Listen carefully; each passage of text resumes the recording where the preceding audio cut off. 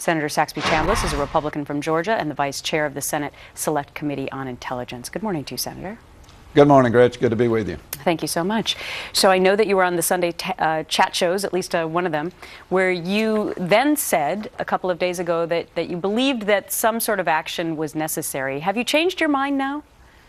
Well, I haven't really changed my mind with regard to the fact that some action's necessary, Gretchen. We can't let this tyrant get away with the use of chemical weapons. It's a violation of virtually every international agreement that we've engaged in over the last several decades. But what bothers me is that we've got a president who, unlike former presidents, has just failed to act the way that presidents act in times of crises.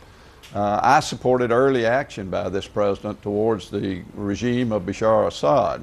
Unfortunately, he didn't do that. Now he's come to Congress. And what complicates it, Gretchen, when it comes to Congress is that we now have a resolution that we're going to be debating on the floor of the Senate. It'll be amended, and we'll just have to see what the final form of that resolution turns out to be before anybody can really say whether or not you support the resolution.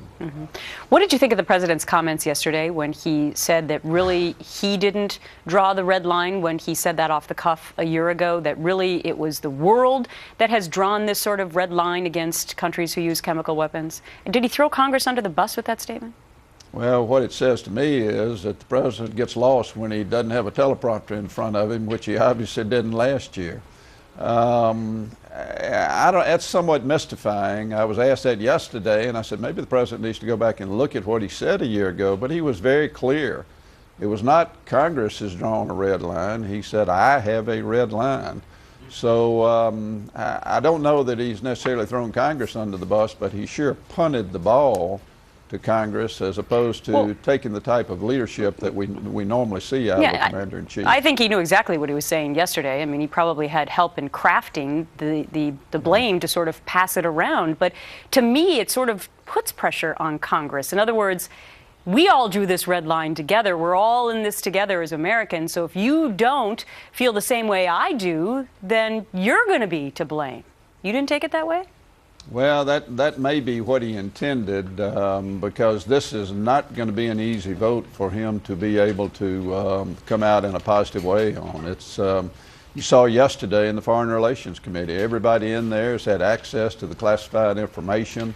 It should be very obvious to everyone that weapons were used and they were ordered to be used by Assad. But the fact that we now had a close vote in the committee, it passed by only 3 votes, indicates to me it's going to be a close vote in the Senate. Exit question to you real quickly. Do you think politics should be involved in this decision for members of Congress? I mean, would they vote the same way if it were a Republican president versus a Democratic one?